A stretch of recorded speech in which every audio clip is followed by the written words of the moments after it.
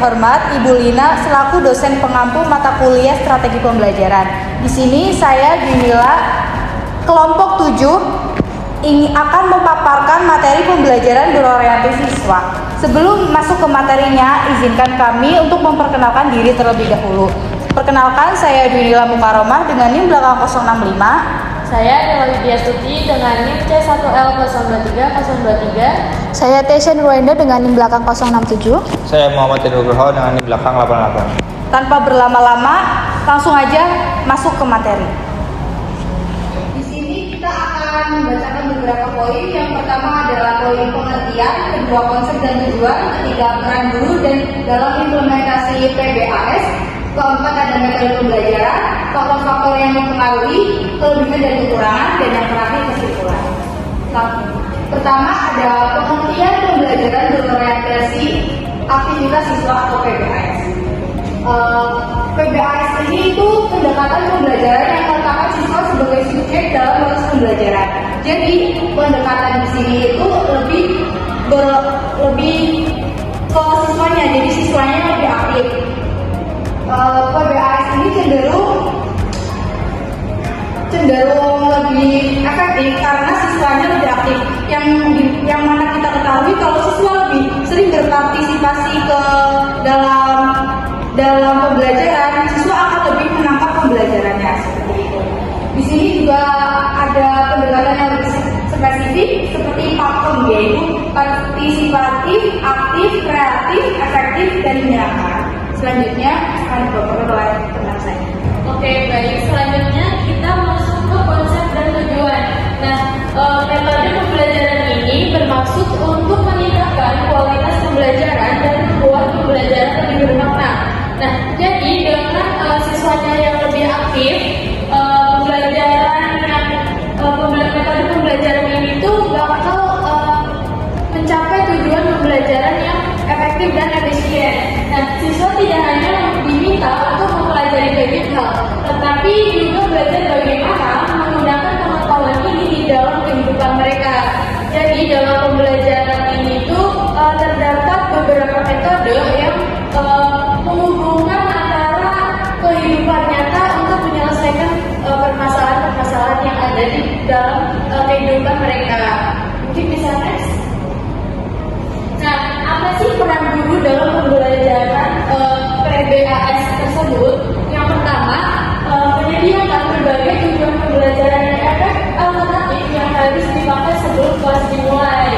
Jadi di sini tujuan pembelajaran yang alternatif dimaksudkan misal ada pendekatan dari guru kepada siswa dan siswanya tersebut ini ada timbal baliknya. Jadi pendekatannya itu tidak satu arah tetapi dua arah seperti itu. Nah, yang kedua melibatkan siswa dalam membuat tugas belajar.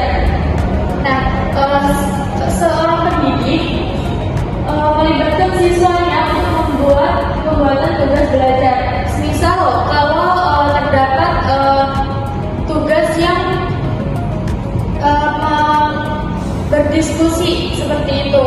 Nah, di situ melibatkan siswa dalam membuat pembelajaran yang lebih efektif. Nah, yang ketiga memberikan informasi tentang kegiatan pembelajaran.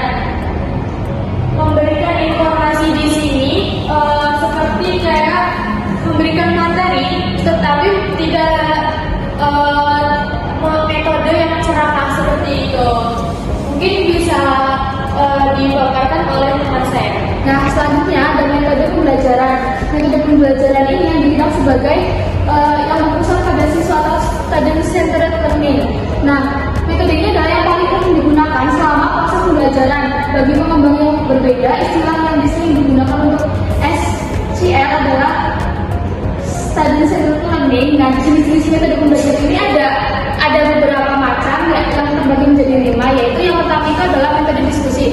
Nah, metode diskusi ini misalkan dalam satu kelas itu dibagi menjadi beberapa kelompok, lalu masing-masing dari kelompok tersebut mendiskusikan topik apa yang akan dibahas pada pertemuan kali itu. Nah, dalam diskusi ini tuh melatih mereka, para siswa, untuk bisa berpikir kritis dan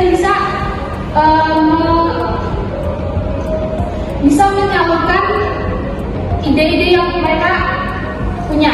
Ya, terus yang kedua adalah metode simulasi, yaitu mempraktikkan kegiatan-kegiatan yang ada dalam materi tersebut ke dalam kehidupan nyatanya. Misalkan dalam satu kelas itu akan ditugaskan untuk misalkan dalam kegiatan ekonomi itu ada mereka ini berperan sebagai pembeli dan penjual, lalu mereka berkumpul dalam satu pasar seperti itu. Lalu yang ketiga adalah metode eksperimen atau yang berdasarkan pada pengalaman nanti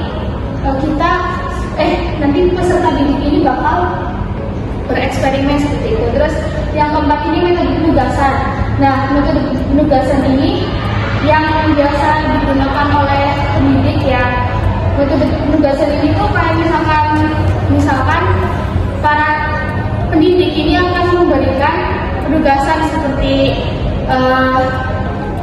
tugas kelompok atau nanti penugasan yang berbasis proyek atau yang berbasis masalah atau yang sebagainya. Terus yang kelima ini metode studi mandiri. Jadi dalam metode studi mandiri ini siswa dibebaskan untuk menggali lebih dalam informasi yang telah disampaikan oleh guru. Nah, guru ini bisa memberikan tugas kepada siswa tentang misalkan siswa tersebut dalam suatu kelas itu disuruh untuk mencari artikel yang relevan dengan materi yang akan dibahas seperti itu. Lalu siswa ini bisa menerangkannya, lalu siswa ini bisa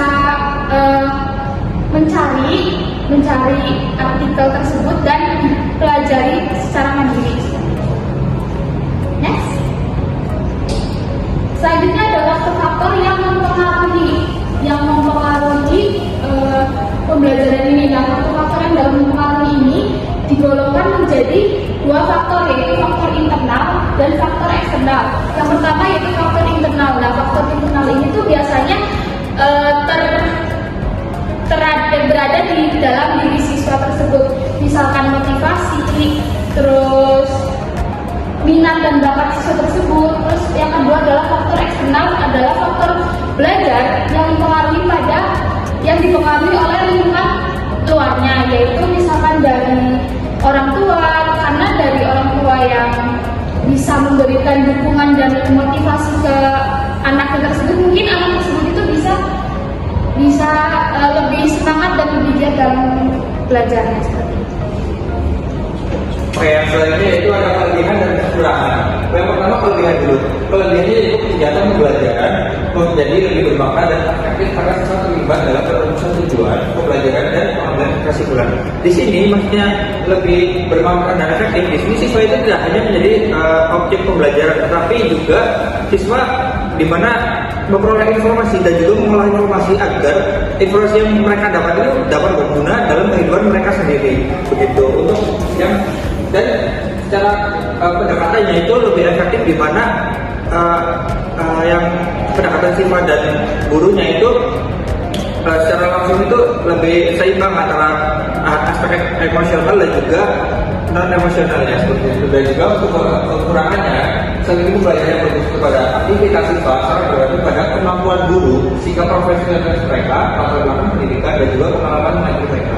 Jadi untuk PBS itu sendiri jadi sangat bergantung kepada pendidiknya, di mana jika pendidiknya secara kapasitas itu kurang, itu akan mempengaruhi siswanya, di mana siswa-siswa yang tidak aktif atau kurang aktif itu tidak bisa terawasi atau secara langsung mereka akan kurang dalam partisipasi mereka. Dan juga untuk strategi pembelajaran PBS ini memerlukan waktu yang lama karena orientasi PBS ini sangat bergantung pada proses dan tidak hanya menekankan pada proses dan tidak pada hasilnya seperti itu.